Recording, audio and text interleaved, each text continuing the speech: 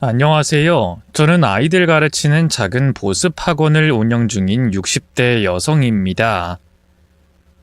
젊어서부터 오랫동안 아이들을 가르쳐 오다가 나이가 먹고서는 그냥 뒷방 원장으로 강사들 관리 정도만 하고 있느라 이 나이에 아직 은퇴를 하지 않았네요.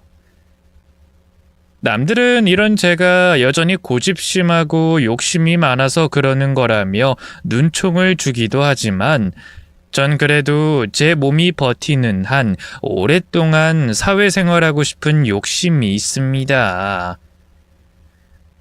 요즘에는 평균 수명이 90세가 넘어가는 100세 시대라는데 제 나이 60에 벌써부터 할 일 없이 지낼 순 없잖아요. 생각해보면 저는 참 욕심이 많은 사람이었습니다. 어려서부터 뭐든 잘해야 직성이 풀렸고 제가 원하는 건 손에 쥐어야 마음 편히 자는 사람이었죠.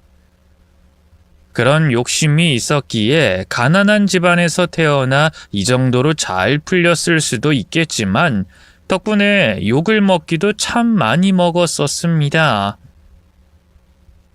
너는 너무 욕심이 많다. 욕심이 과하다. 그놈의 욕심이 무엇인지 살면서 별별 소리를 듣기도 했었죠. 그때는 욕심 없이 사는 게 오히려 바보 같은 거라 생각하며 남들 말은 귀등으로도 듣지 않았었는데 이 나이쯤 먹고 보니 드디어 제 자신을 돌이켜보는 시간이 생기는 모양입니다. 어린 시절부터 저는 참 하고 싶은 게 많고 갖고 싶은 것도 많은 소녀였습니다. 요즘이야 욕심껏 사는 게 미덕일지도 모르는 시절이지만 제가 어렸던 그 시절에는 욕심이 많다는 게 결코 좋은 일이 아니었죠. 그것도 아들도 아닌 딸 자식이 욕심을 갖는다는 건 더더욱 그랬습니다. 이남 삼녀 중 이도저도 아닌 셋째 딸로 태어난 저는 어려서부터 부모님의 관심을 그리 많이 받지 못했어요. 위로 집안의 기둥인 장남인 오빠와 동생들 돌보며 살림 미천인 장녀인 언니, 그 밑으로 귀염둥이 여동생 남동생들 사이에 저는 이도저도 아닌 보릿자루 신세였습니다. 오남매인 저희 집은 입이 많았던 만큼 늘 여유가 없었고 그래서 저희 형제들은 늘 배가 고프곤 했어요. 한창 먹고 자랄 나이에 먹을 건 별로 없으니 뭐라도 하나 생기면 늘 탐이 날 수밖에 없었죠. 하지만 그럴 때마다 제 몫은 거의 없었습니다. 장남 장녀 챙겨주시고 밑으로 동생들 먼저 챙기시는 엄마 때문에 제 차례는 늘 마지막이었거든요. 태어난 대로 순서를 하시려면 하시지 왜 매번 나만 꼴찌가 돼야 하는지 어릴 때는 참고 견디던 저도 나이를 먹어가면서는 그게 늘 불만이었어요. 그럴 때마다 엄마는 늘 제가 욕심이 많아서 다른 형제 몫을 탐낸다고 하셨죠. 어쩌면 저도 태어날 때부터 욕심이 많았던 게 아닐지도 모르겠어요. 저도 여유롭고 자식 많지 않은 집안에서 자랐더라면 내 목 먼저 챙기기보다 주변을 더 둘러보고 남에게 양보하고 그런 마음의 여유를 가질 수 있었을지도 모르겠네요. 그래서 저는 언젠가부터 제 몫을 뺏기지 않겠다고 다짐했고 그때부터 욕심꾸러기 소리를 듣기 시작했습니다. 그럴수록 저는 더 악착같이 제 몫을 챙겼고 저는 점점 더 욕심이 많아졌습니다. 나이를 먹어가고 세상을 알아가다 보면 탐이 나는 게 더 많아지더라고요. 그건 꼭 물질적인 것만이 아니었습니다. 저는 머리도 꽤 좋았고 공부 욕심도 있었거든요. 생각해보면 저는 어릴 적부터 글 읽는 걸 좋아하는 편이었어요. 어릴 적 언니가 보는 책을 보며 어깨너머로 한글을 배웠고 학교 다니면서도 수업 시간에 옆자리 친구와 떠드는 일 한 번 없이 누구보다 열심히 공부했습니다. 선생님께서 하시는 말씀은 한자도 빼놓지 않으려 노력하다 보니 성적은 저절로 좋아질 수밖에 없었어요. 그렇게 좋은 성적과 좋은 수업 태도 덕분에 선생님들의 사랑도 많이 받을 수 있었는데 선생님들께 예쁨 받고 가까워지다 보니 나도 나중에 선생님이 되면 좋겠다 싶은 생각이 들더라고요. 그렇게 언젠가부터 제 꿈은 학교 선생님이 돼 있었습니다. 나도 언젠가 저 교탁에서 아이들을 가르치며 보람을 느끼는 날이 오길 바라며 그때부터 장래 희망 칸에 빠짐없이 교사라는 희망을 적어냈어요. 하지만 그런 제 꿈은 쉽게 이뤄질 수가 없었습니다. 교사가 되려면 교대에 들어가야 하는데 부모님은 제가 대학에 가기를 바라지 않으셨거든요. 애초에 가난한 집의 둘째 딸이 그런 꿈을 가졌다는 것 자체가 불가능한 일이었을지도 모르겠네요. 부모님은 제게 교사의 꿈이 있다는 것도 제가 공부를 잘한다는 것도 전혀 관심이 없으셨고 그저 어서 빨리 자라서 돈을 벌길 바라셨습니다. 엄마, 나 대학 가고 싶은데 나 대학 좀 보내주면 안 돼요? 뭐? 대학? 아니 얘가 지금 무슨 소리라는 거야? 대학은 무슨 대학? 네가 대학 가서 뭐 하는데? 나 선생님 될 거예요. 학교에서 애들 가르치는 선생님 되고 싶어요. 그러려면 교대에 가야 하고 선생? 아, 얘가 갑자기 왜 차다가 퐁창 두드리는 소리라지? 아이 선생님은 뭐 아무나 하나? 네가 선생은 무슨 선생이야? 숙자야 말이 되는 소리래라. 우리 집안에 네 처지에 선생이 말이나 되는 일인 것 같니? 왜 말이 안 돼? 나 공부 잘해요. 성적도 좋고 선생님들도 내가 좋은 선생님 될 수 있을 거라고 그랬다고. 아이고 아무래도 그 치들이 우리 딸한테 괜한 소리를 했네. 야 그런 데는 돈 있고 부모 든든한 집 애들이나 가는 거지 넌 안 돼. 왜 안 돼?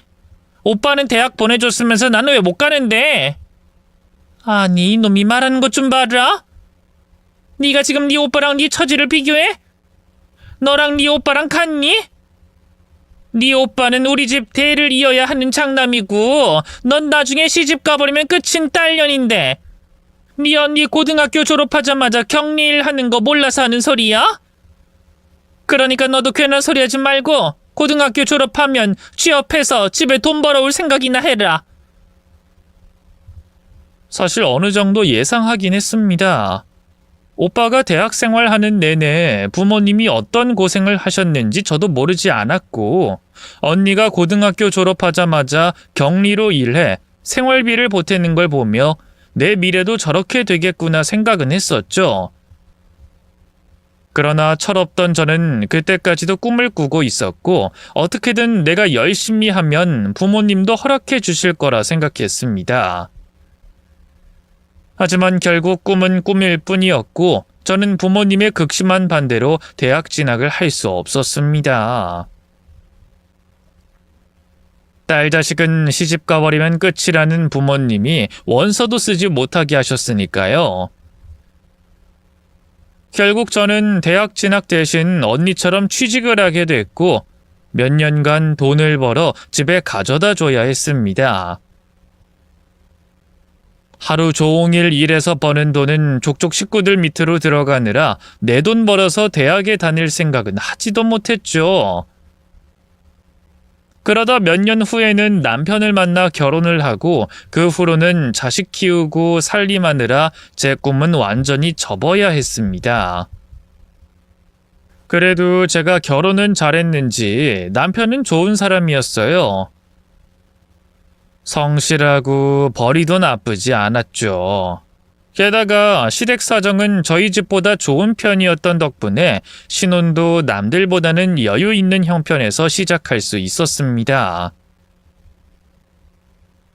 성실하고 착한 남편은 가정적인 사람이었고 제 말도 잘 들어주는 사람이었습니다.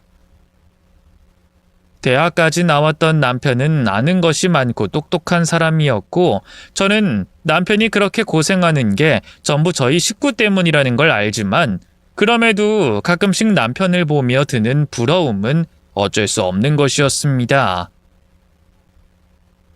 어쩌면 제가 워낙 욕심이 많은 사람이라 내 남편마저 질투했는지 모르겠어요. 전 그렇게 옹졸하고 비좁은 사람이었지만 저희 남편은 정말 좋은 사람이었습니다. 내가 스스로 자격지심 있고 욕심이 많다는 걸 알고 있던 남편이 살림하는 저한테 기회를 주더라고요. 당신 옛날에 꿈이 교사였었어?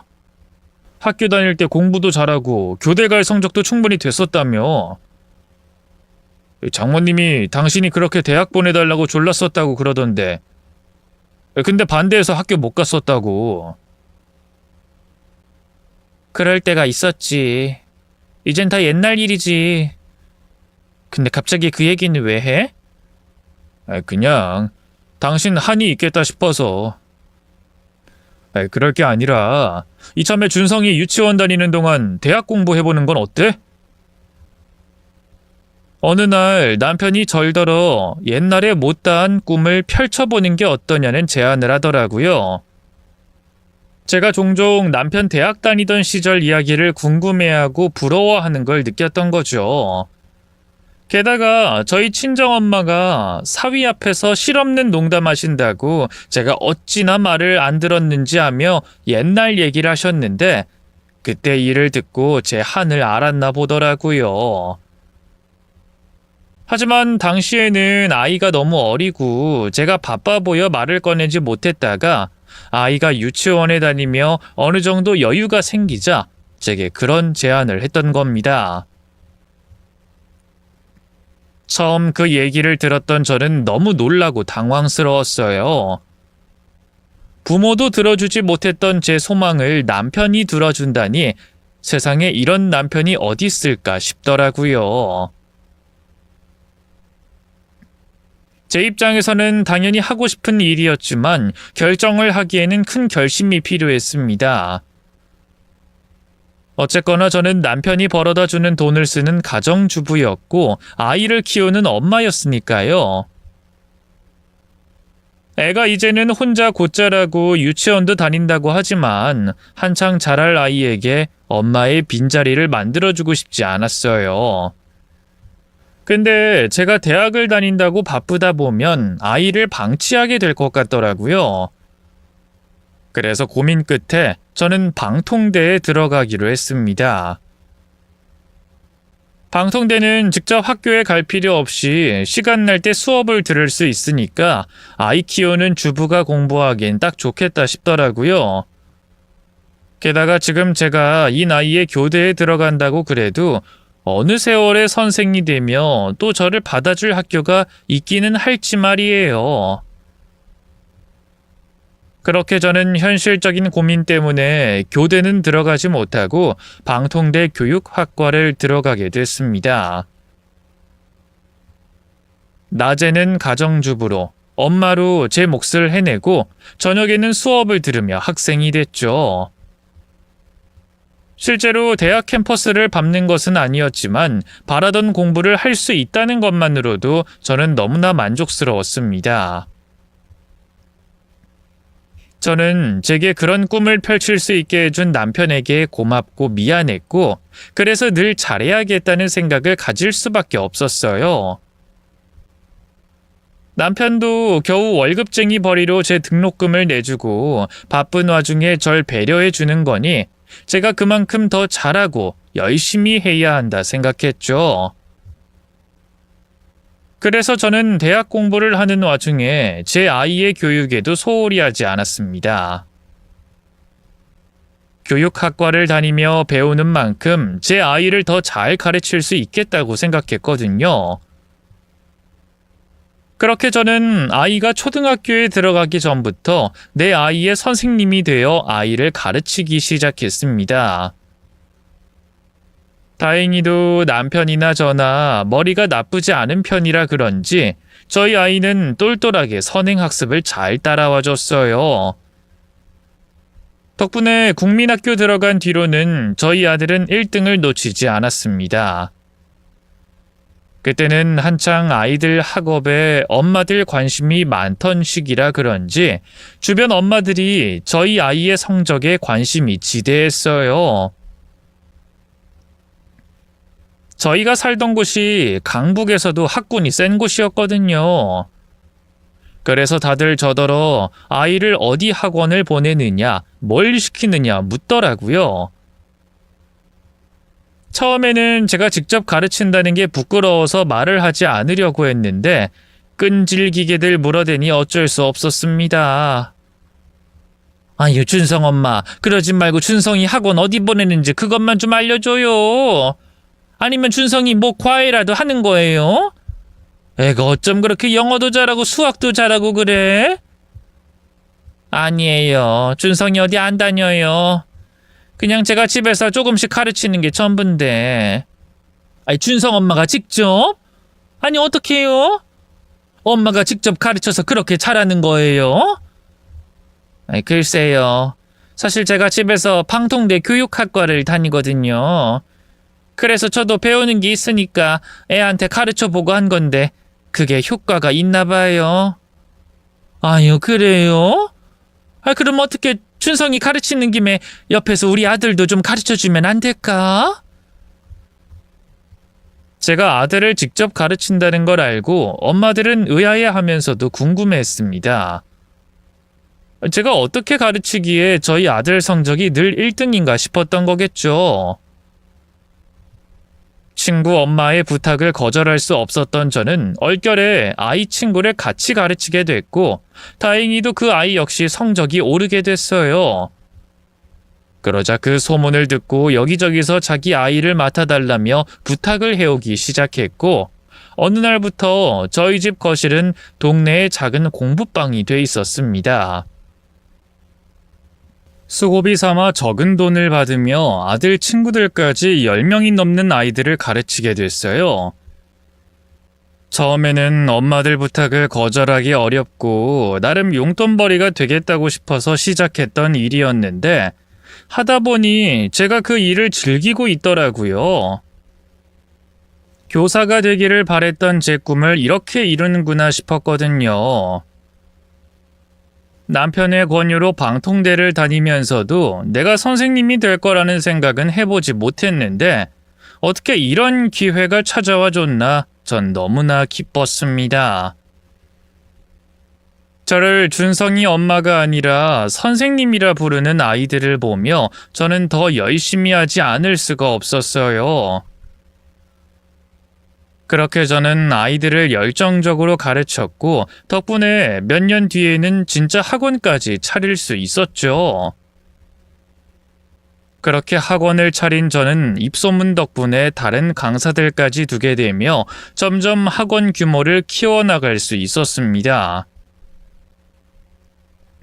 원래 이쪽 업계라는 게 잘 가르친다는 소문만 퍼지면 대박이 나는 업종이다 보니 저는 몇 년 만에 금방 자리를 잡을 수 있었어요.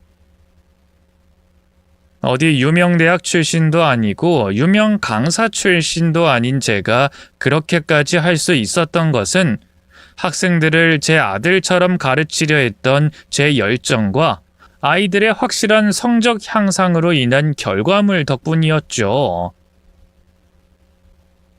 제가 학원을 운영한 뒤로 저는 남편 벌이의 10배가 넘는 돈을 벌기 시작했고 언젠가부터는 남편보다 제가 더 바빠지기 시작했습니다. 다행히도 제 욕심이 크다는 걸 알고 있던 남편은 그런 저를 누구보다 열심히 지지해줬어요. 그러자 저는 점점 더 욕심이 나기 시작했습니다. 집 거실에서 하던 작은 공부방이 몇 층짜리 보습 학원으로 성장한 걸 보며 저는 더 잘할 수 있는 사람이라고 생각하게 됐던 거죠. 어릴 적 교사가 꿈이었던 제가 잘 나가는 학원 원장으로 그 꿈을 이루게 됐고, 꿈을 이루고 났으니 그런 제 다음 욕심은 다름 아닌 제 자식에게 향하게 됐습니다. 애초에 제가 학원을 하게 된 이유부터가 아들 때문이었기도 했고, 그래서 저는 제 아들이 누구보다 잘해주길 바랬습니다. 다른 아이들이 내 밑에서 성적이 쑥쑥 올라가는 걸 보면서 내 아들은 더더욱 그래야 한다는 생각을 했고, 늘 최고여야 한다 생각했거든요. 그래서 저는 아들의 성적을 관리하며 아들을 채찍질하기 시작했습니다. 너는 다른 집 애도 아니고 내 아들이잖아. 엄마가 학원 원장인데 그 집 아들이 공부를 못한다 그러면 그게 말이 되겠니? 그러니까 너는 더 열심히 해야 해. 엄마 말 알겠어? 그리고 넌 정말 행복한 줄 알아야 한다. 엄마는 공부하고 싶은데도 못했어.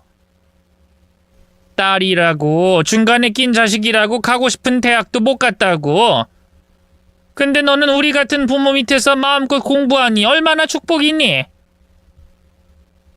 저는 제 아들이 부러웠고 제 아들의 처지가 행복하다 생각했어요.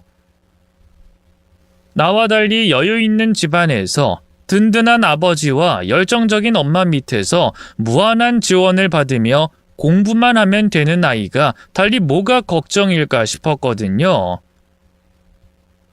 저는 아무리 하고 싶고 대학에 가고 싶었어도 그러지 못했는데 내 아들은 다른 걱정 없이 공부만 하면 되니까 참 부럽다 싶었던 거죠. 그래서 언젠가부터 아들이 공부에 흥미를 느끼지 못하고 성적에 부담을 갖는다는 걸 알면서도 그걸 애써 무시했습니다. 제가 그렇게 하는 게 아들의 성공을 위한 일이라 생각했으니까요. 그런 제 욕심은 아들이 수험생이 되며 더 극심해졌고 전 어떻게든 아들을 명문대에 보내기 위해 노력했습니다.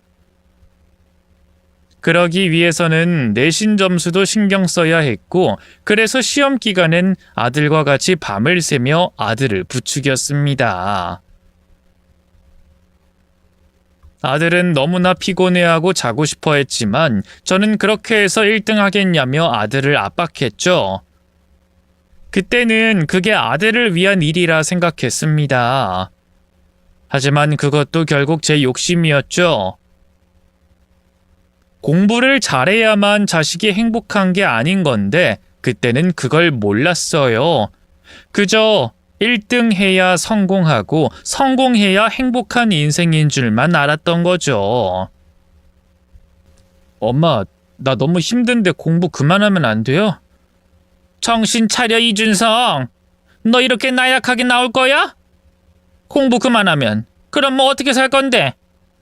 성적 맞춰서 아무 대학이나 들어가서 보잘것없는 직장 생활하면서 그냥저냥 남들처럼 그렇게 살 거야? 너 그렇게 살라고 엄마가 그런 고생한 줄 아니? 난 그냥 평범하게 살아도 좋은데요, 엄마. 성공하고 그런 거 별로 원하지 않아요. 얘가 누굴 닮았어? 왜 이렇게 답답한 소리를 해? 성공하지 않은 인생이 무슨 의미가 있는데? 그렇게 살 거면 뭐하러 살아? 그리고 너는 왜 네 생각밖에 안 하니? 너의 성공이 엄마의 성공인 걸 정말 몰라서 그래? 지금 생각하면 제가 후회되는 것이 참 많습니다. 자식의 성공이 내 성공이 아닌 것을 그때는 그걸 왜 몰랐는지 저는 차마 아들에게 해서는 안 될 말까지 하고 말았습니다. 아마 부모를 사랑하던 아들은 제 말에 심한 부담감을 느끼게 됐을 거고 혼자 말도 못하고 힘들었겠죠. 그럼에도 저는 극성 엄마처럼 아들을 닥달해댔어요. 그때는 그 잠깐 몇 년만 고생하고 견뎌내면 좋은 학벌과 좋은 직장이 보장될 거라 생각했기에 좀 과하더라도 아들을 위해 그래야 한다 생각했습니다. 하지만 그렇게 안달복달하며 키웠음에도 제 아들은 제 기대만큼 자라주지 못했어요. 그렇게 공부 잘하던 애가 왜 그런 실수를 한 건지 수능 시험에서 그만 미끄러지고 말았거든요. 당연히 서울대를 갈 줄 알았던 아들이 그에 한참 못 미치는 성적을 받은 것을 보며 저는 좌절했습니다. 그동안의 노력이 헛수고가 된 기분이었고 결코 그 결과를 인정할 수 없었어요. 원래 잘하던 아이였기에 그 정도로 만족할 수 없었던 저는 아들에게 당연히 재수를 시키려 했죠. 하지만 아들은 더 이상 그렇게 공부할 자신이 없다고 재수를 거부하며 그냥 그 학교에 입학을 해버렸어요. 그것도 저 모르게 제 뒤에서 지 마음대로 그랬더라고요. 너 뭐 하는 짓이야? 재수를 왜 안 해? 넌 충분히 잘할 수 있는 아이인데 왜 아깝게 여기서 포기를 하려고 그래? 전 그냥 여기서 만족해요. 애초에 저는 서울대 가고 싶은 마음도 없었고 그냥 엄마가 시켜서 공부했던 것뿐이에요. 그나마 몇 년 안 남았으니까 그냥 버티면 된다고 생각하고 버텼던 건데 이제 더는 못하겠어요. 그러니까 엄마도 그냥 포기하세요. 너는 누굴 닮아서 이래? 누굴 닮아서 이렇게 욕심이 없어? 잠깐 더 고생하면 되는 일을 왜 포기를 해? 내가 누구 잘 되라고 이러는데 네가 나를 이렇게 실망시켜도 되는 거니? 저는 아들에게 너무나 실망했고 제 말을 듣지 않은 아들에게 화가 난 나머지 아들과 2년간 말을 섞지 않았습니다. 물론 저도 학원 운영으로 바쁘고 아들도 학교 생활하느라 바빴던 건 맞지만 집에서 마주쳐도 먼저 말 거는 일 없이 아들을 무시해버렸어요. 그러자 아들도 상처를 받았는지 저한테 먼저 말을 걸지 않더라고요. 그 와중에 저희 남편이 참 고생을 많이 했죠. 고집쟁이 아내의 마음 여린 아들 챙기느라 중간에서 얼마나 힘들었겠어요. 그때는 그런 남편 덕분에 저희는 나름 화목한 가정의 틀을 유지할 수 있었던 것 같습니다. 하지만 그런 남편이 너무 일찍 떠나버리고 말았네요. 아들이 대학을 졸업하던 해에 남편은 갑작스러운 심장마비로 그만 세상을 떠나고 말았습니다. 그런 남편의 빈자리에 서글퍼진 저는 일찍 떠나버린 남편이 원망스럽기까지 했습니다. 그러게 내가 술 좀 적당히 먹고 운동 좀 하라고 그렇게 잔소리를 했었는데 퇴근하고 술 한잔하는 게 인생의 낙이라던 남편이 그만 그렇게 가버리고 말았으니까요. 이제 겨우 50줄에 여행도 다니고 즐겁게 지내보려고 했는데 남편이 먼저 떠나버리니 저도 삶에 의욕이 없어지는 것 같더라고요. 그래서 그런 제 인생에 중요한 것은 결국 아들밖에 없게 됐습니다. 남편이 떠나며 저와 아들은 다시 가까워질 수밖에 없었어요. 서로 똑같이 귀한 것을 잃었고 세 식구에서 두 식구가 돼버렸으니 지지고 볶고 싸우던 건 다 옛일이 되고 이제는 서로를 의지하며 지낼 수밖에 없다 생각했거든요. 남편이 떠난 것은 슬프고 아쉬운 일이었지만 그래도 남은 사람들은 계속 살아야 했고 그렇게 저는 저대로 열심히 아들은 아들대로 노력하며 여전히 삶을 살아갔습니다. 그 사이 아들은 대학을 졸업하며 한 여행회사의 마케팅팀으로 취직을 하게 됐습니다. 경영을 전공한 아들이라 저는 아들이 전공을 살려서 시험이라도 봐서 회계사라도 되길 바랬지만 아들은 끝까지 제 뜻을 따라주지 않더라고요. 경영 공부를 하면서 마케팅이 제일 재미있었다면서 돈도 별로 안 되는 여행사에 들어가 버리고 말았던 겁니다. 남편 죽고는 조금 정신 차리고 사는 줄 알았더니 여전히 욕심 없이 안일하게 사는 아들의 모습에 저는 답답할 수밖에 없었어요. 놀며 먹는 그런 일에서 어느 세월에 돈을 벌고 어느 세월에 결혼을 해서 가정을 꾸리려나 싶었거든요. 그런데 그런 아들이 어느 날 갑자기 집으로 아가씨를 데려왔더라고요. 엄마, 제 여자친구예요. 저희 결혼하고 싶어요. 이게 대체 무슨 소리야? 결혼이라니? 아니, 엄마는 네가 여자친구가 있는 줄도 모르고 있었는데 갑자기 결혼을 하겠다고? 그냥 말씀드리면 허락 안 해주실 것 같아서 무작정 데려온 거예요. 지영이 정말 좋은 여자예요. 저 이런 여자 놓치면 분명히 후회할 겁니다. 그러니까 제발 허락해 주세요.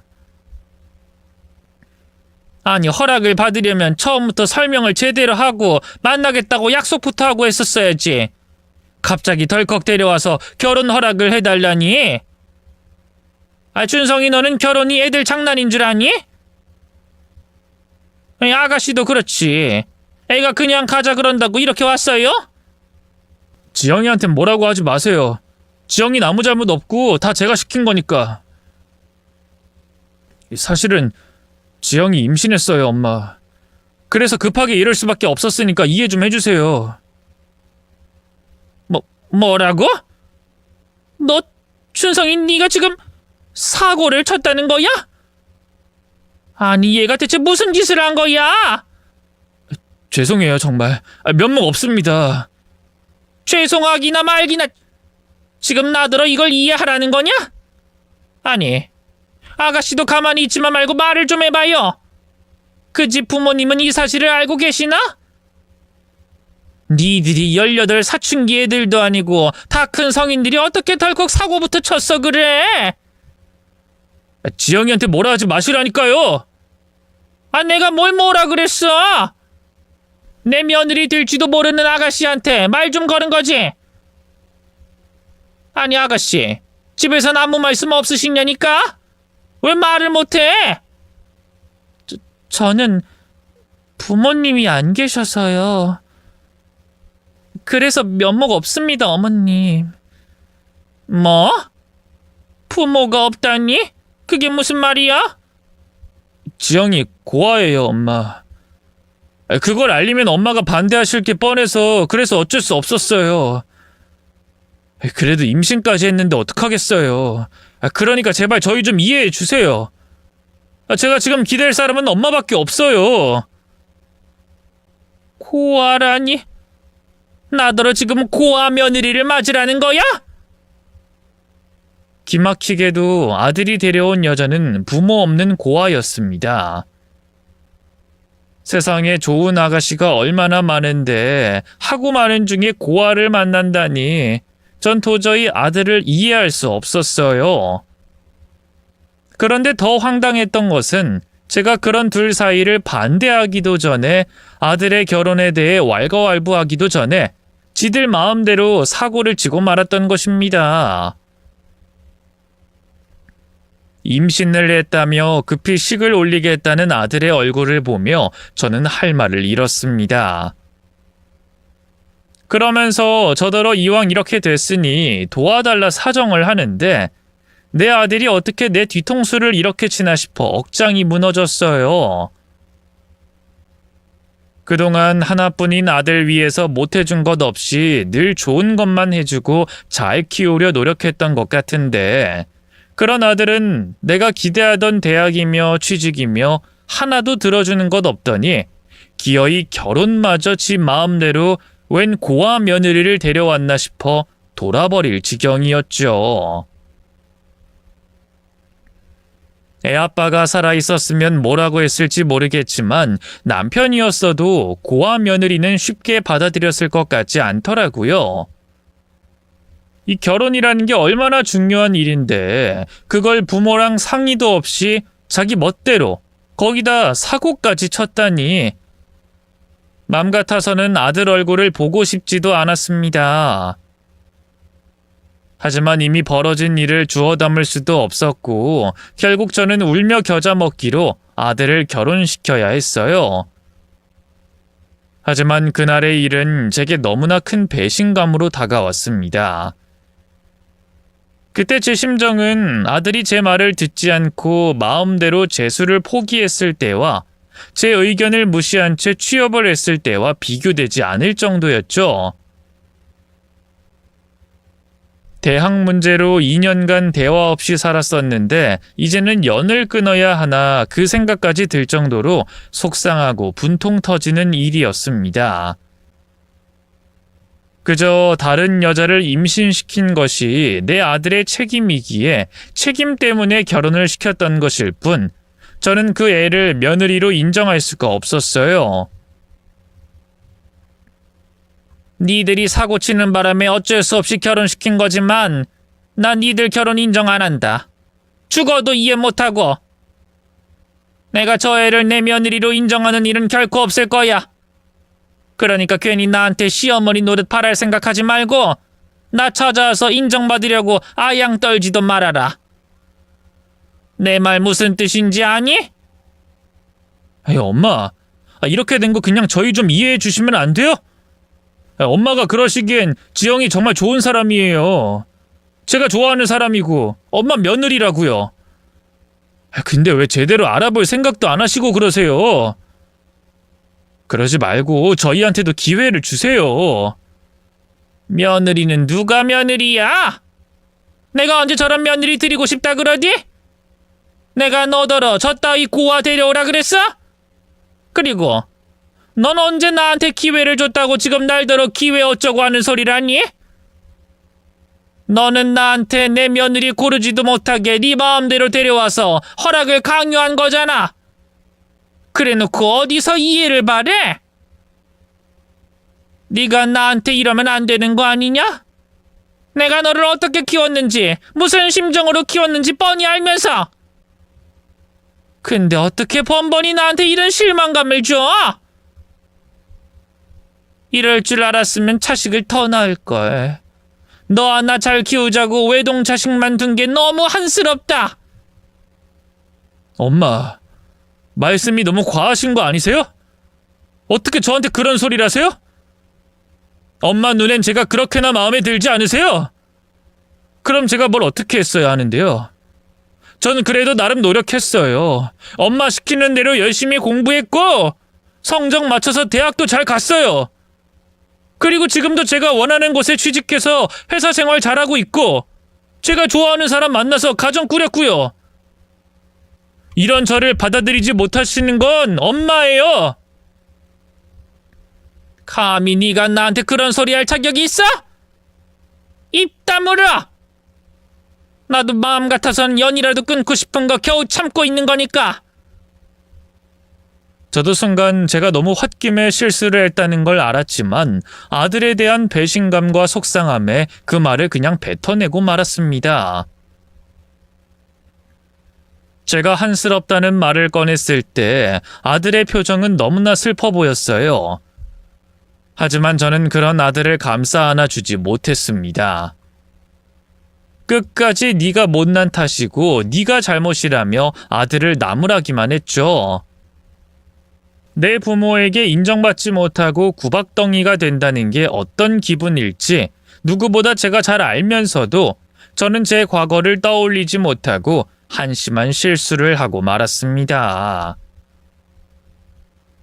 그렇게 그날 이후로 저희 모자는 더 멀어지고 말았어요. 며느리가 우리 사이를 풀어보려 갖은 노력을 했지만 저는 그 아이도 받아주지 않았습니다.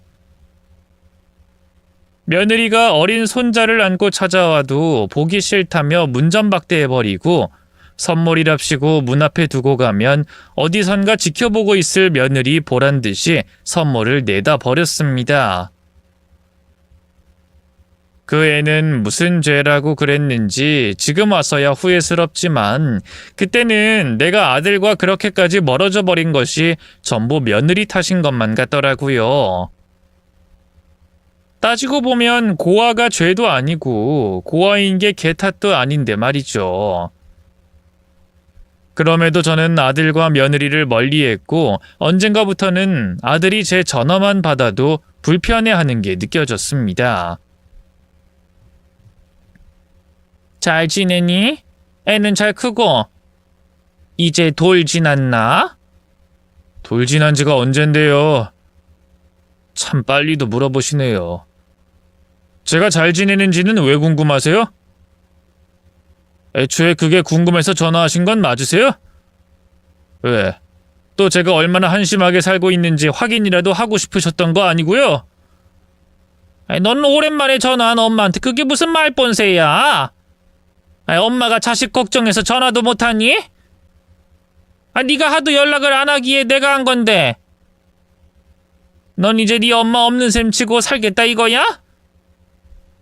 처음부터 연 끊고 싶다, 후회스럽다 하셨던 건 엄마 아니셨어요? 그럼 제가 연락드려봐야 엄마가 좋아하실 것 같지 않아서요. 너 설마 아직도 그때 일 가지고 이러는 거야? 다 지난 일을 왜 자꾸 들추려고 그래? 시간 지나면 다 잊고 그냥 저냥 사는 거지. 그런 분이 지영이는 그렇게 대하셨어요? 어떻게든 엄마한테 인정받아 보려고 노력하는 애한테 그렇게까지 하셨냐고요? 지영이가 엄마한테 그런 대접 받을 사람 같아 보이세요? 지영이는요, 엄마보다 훨씬 괜찮은 사람이에요. 모든 능력과 명예가 최고라 생각하는 엄마보다 훨씬 건강하고 좋은 가치를 가진 사람이라고요. 저 때문에 엄마한테 그런 대접 받을 사람 아니란 말이에요. 그런 사람을 뭔데 엄마가 무시하고 판단하세요? 저도 실수를 인정하고 후회를 하며 잘해보려 손을 내밀었던 건데 옛일을 기억하는 아들은 제 손길을 미처 알아봐 주지 않았고 자존심 세우기 급급했던 저는 그런 아들의 고함에 결국 전화를 끊어버리고 말았습니다. 그렇게 20대 후반에 아들이 사고를 쳐서 결혼식을 올리고 그 후로 제 손자가 돌이 지나도록 저는 아들과 마음의 담을 쌓아갔습니다. 그런 아들을 보며 저는 지도 부모가 돼보면 내 심정 알 거라며 시간이 우리 사이를 해결해 줄 거라 생각했어요. 그런데 어느 날 저는 그만 아들의 사고 소식을 듣게 되고 말았습니다. 여행사에서 일하던 아들이 출장을 떠났다가 해외에서 그만 큰 사고를 당했던 것입니다. 사망자가 여럿 나왔을 만큼 큰 사고에 살아남은 환자들을 응급비행기로 실어왔고 저희 아들 역시 중환자실에 입원하게 됐어요. 그 소식에 병원으로 달려갔더니 이미 먼저 도착한 며느리가 아들의 병실을 보고 울고 있더라고요. 그 모습을 보니 왠지 저는 그곳에 있으면 안 될 것 같았습니다. 싫어하는 엄마가 자기 병문안을 왔다고 좋아는 할지, 가뜩이나 힘든 며느리가 날 보고 불편해하진 않을지, 그리고 다른 무엇보다 저 병실에 있는 것이 내 아들이라는 것을 제 눈으로 도저히 확인할 수가 없겠더라고요. 저기, 준성이가 있는 거니? 지금은 면회가 안 된대요, 어머님. 수술 마치고 깨어나길 기다려야 한다는데 이대로 깨어나지 못하면 가망이 없대요. 산다고 해도 불구가 될 거라는데 저희 어떡해요, 어머니? 준성 씨 어떡해요? 그러게, 그딴 일을 하겠다고 했을 때부터 내가 말렸어야 하는 건데 괜히 명예도 돈도 안 되는 일 한다고 설치다가 험한 꼴이나 당하고 말이야. 처음부터 엄마 말 들었으면 좀 좋아. 사춘기 시절부터 엇나가기 시작하더니 아주 떠날 때까지 지 마음대로 하려고 그러는구나. 어머님, 그래도 어머님 아들이잖아요. 왜 말씀을 그렇게 하세요? 너 같으면 이 아들이 네 말 안 듣고 사고 쳐서 저렇게 누워있으면 화가 안 나겠니? 하긴 애초에 너를 며느리로 데려온 걸 보면 걔가 언제라고 내 말을 들었을까? 다 커서 내 품 떠난 자식을 내가 어찌하겠니? 아무튼 내가 여기 있어봐야 도움될 것 같지도 않고 너나 나나 서로 같이 있어봐야 편할 사이도 아니니까 난 집에 가 있으마. 준성이 깨어나거든 그때 연락 따오. 그때 저는 거의 제정신이 아니었습니다. 중환자실 밖에는 아직도 사람들이 생사를 넘나들며 치료를 받고 있었고 몇몇 사망자 소식에 내 아들도 그렇게 되는 건 아닌가 겁이 났거든요. 제가 제 욕심에 아들을 내몰았던 건 맞지만 그렇다고 아들이 미워서 그랬겠습니까? 오히려 제가 아들을 너무 사랑했기에 더 그랬던 것이죠. 저는 아들이 어찌 될까 너무 두렵고 괴로웠습니다. 그래서 도저히 병실 앞을 지킬 수 없었던 저는 며느리에게 차가운 말을 건네고 혼자 집으로 돌아가게 됐어요. 그때는 분명 아들이 무사히 깨어날 거라 생각했기에 일어나면 연락을 달라고 그랬던 것이죠. 그런데 얼마 뒤 제가 듣게 된 연락은 제가 기대하던 것이 아니었습니다. 며느리가 전화가 와서는 제 아들이 죽었다고 그러더라고요. 아들이 죽었다며 아들의 마지막을 확인해 보라는 며느리의 말에 저는 그것도 거절했습니다. 내 아들이 다쳐서 알아보지도 못하게 상한 꼴을 나더러 어떻게 보라고 그러는지 전 도저히 제 눈으로 아들의 엉망이 된 모습을 보지 못하겠더라고요. 애아빠라도 있었으면 대신 확인이라도 하게 시켰겠지만 전 차마 직접 확인할 수가 없었어요. 저는 그동안 제가 욕심 많고 고집이 많은 만큼 겁이 없다 생각했는데 저는 제 생각보다도 나약한 사람이었습니다. 그래서 비겁하게도 내 아들의 마지막 모습을 확인도 하지 못하고 장례마저 며느리에게 떠넘겨 버렸네요. 그래서인지 장례식이 어떻게 지나갔는지도 모르겠더라고요. 분명 내내 장례식장을 지키고 있었는데 제 머릿속에 기억나는 장면이 하나도 없는 겁니다. 아는 의사 말로는 너무 큰 충격을 받으면 기억 상실처럼 기억을 지워버리는 일이 있다고 그러는데 아마 제가 그때 잠깐 기억을 잃었던 게 아닌가 싶어요. 어쨌든 제 상태가 어떻거나 아들은 제 곁을 떠나버렸고 저는 그제서야 많은 후회를 해야만 했습니다. 이렇게 떠나보낼 줄 알았더라면 너무 그러지 말 것을. 그동안 내 욕심만 부렸다는 것을 뒤늦게 깨달아버리고 말았던 거죠. 그래서 저는 후회를 조금이라도 줄이고자 며느리에게 제 전 재산을 넘기기로 했습니다. 내 아들 없이 어린 손자와 단둘이 지내야 할 며느리가 걱정되어 돈 걱정이라도 없이 해주고자 했던 것이죠. 아들의 죽음이 모두 내 탓인 것만 같았고 그동안 며느리에게 했던 짓이 너무 미안했거든요. 물론 겨우 돈 몇 푼에 제 죄를 지울 수는 없겠지만 그렇게라도 하는 것이 아들을 위한 일일 거라 생각했습니다. 그래서 저는 학원과 제 집을 제외한 제 모든 재산을 현금으로 돌려 며느리에게 증여를 해줬습니다. 하지만 며느리는 단번에 제 제안을 거절하려 했어요. 저 이 돈 못 받아요, 어머님. 저 어머님한테 인정도 못 받았는데 그런 제가 이 돈을 어떻게 받아요? 어머님은 저 며느리라 생각하지도 않으시잖아요. 그러니까 준성 씨 때문에 그러시는 거면 이러지 마세요. 이렇게라도 해야 내 마음이 조금이나마 편할 것 같아서 그런다. 그러니까 그냥 받으렴. 어차피 너도 혼자 애 키우고 살려면 미천이 있어야 할 거 아니야. 이건 그냥 미천이라고 하기엔 너무 많은 돈이에요. 저 이거 못 받아요, 정말. 그럼 이 돈 그냥 길에 뿌려버리랴? 태워버리랴? 어차피 준성이도 없는 마당에 나한테 다 부질없는 돈이야.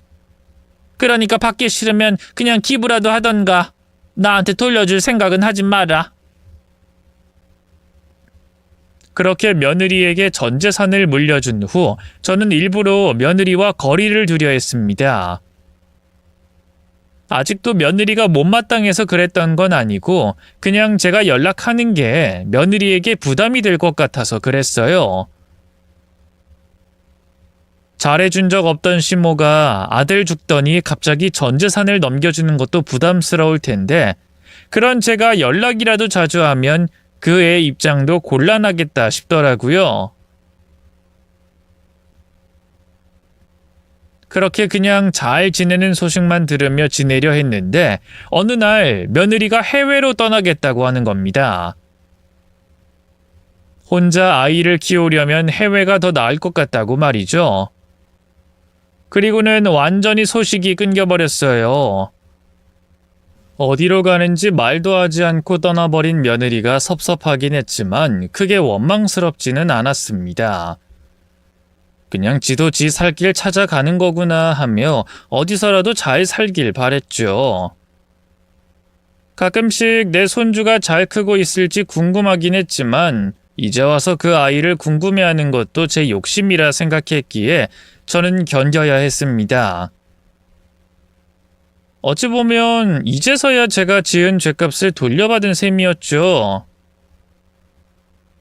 그렇다 보니 남편도 자식도 없이 외로웠던 저는 학원 일에 더 매달릴 수밖에 없었고 그냥 제 인생을 열심히 살아갔어요. 가끔은 아들이 죽은 게 아니라 며느리와 같이 이민을 떠났다고 생각해 보기도 했죠.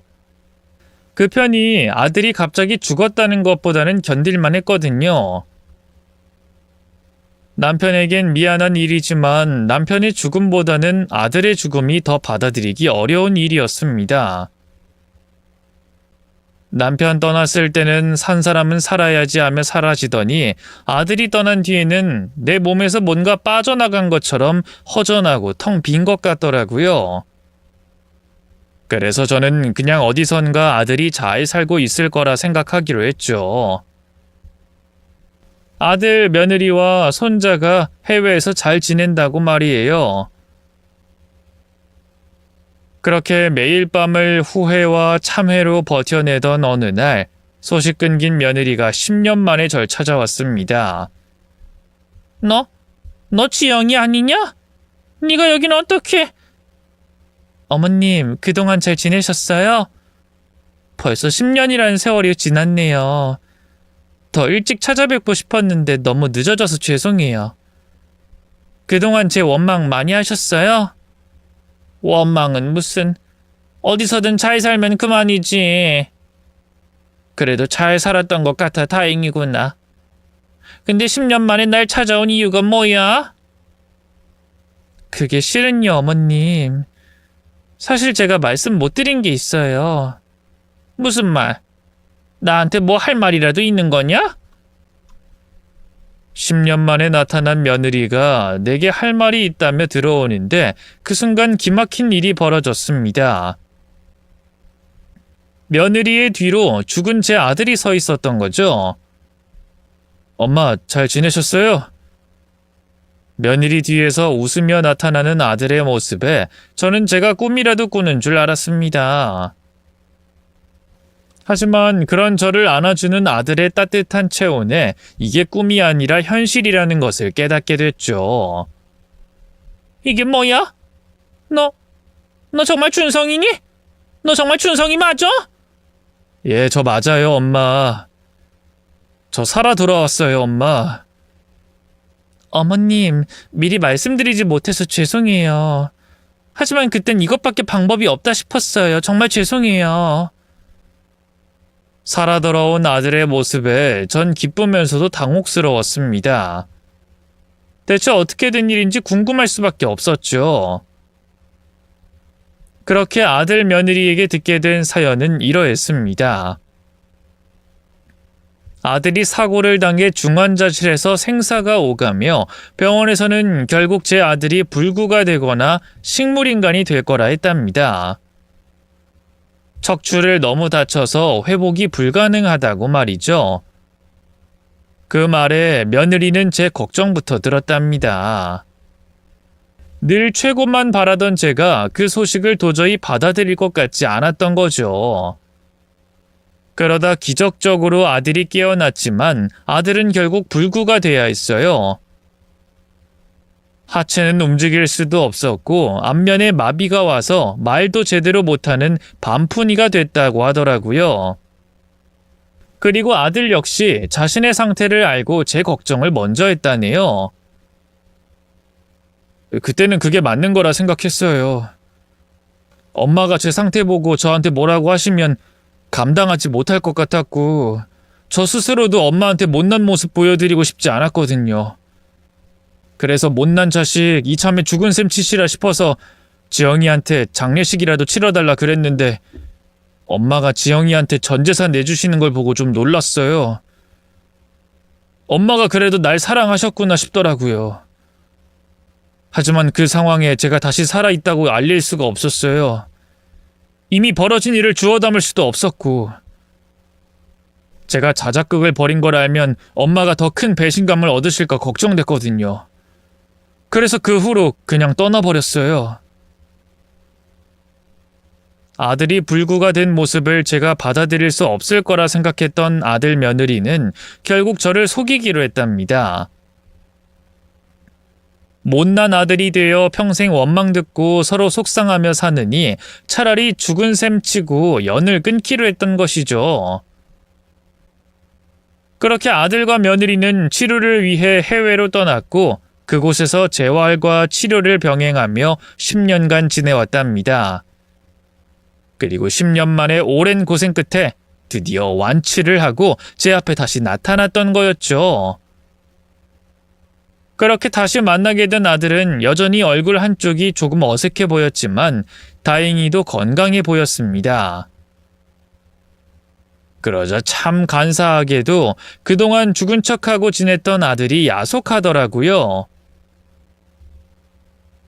내가 자기를 얼마나 보고 싶어 했는지 알기나 하는지.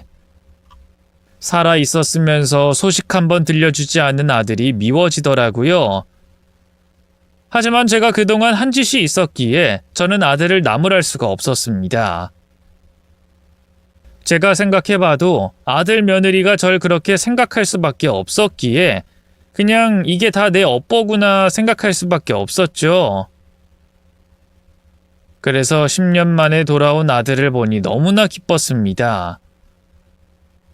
그동안 제가 조금이나마 마음 편하려 했던 상상처럼 아들이 이민을 떠났다 돌아온 셈이 됐네요. 그렇게 저는 아들 며느리를 기쁘게 맞이했고 저희는 그제서야 묵은 감정을 풀어낼 수 있었습니다. 오랜 오해가 쌓여 하루아침에 없어질 상처는 아니었지만 죽음까지 겪었던 저희였기에 이제는 더 이상 이해하지 못할 일이 없을 것 같네요. 그렇게 저에게는 다시 아들과 며느리가 생겼고 이제 곧 중학생이 되는 예쁜 손자도 만나게 됐습니다. 어린 시절 제 아들을 쏙 빼닮은 손자를 보며 저는 다시 한번 다짐을 합니다. 이번엔 절대로 내 욕심을 앞세우지 않고 실수하지 않겠다며 누구보다 올바르게 살아 내 손자를 불행하게 만들지 않겠다고 말이죠. 그럼 저희 가족의 행복을 빌어주시길 바라며 제 이야기는 여기서 마치겠습니다. 감사합니다.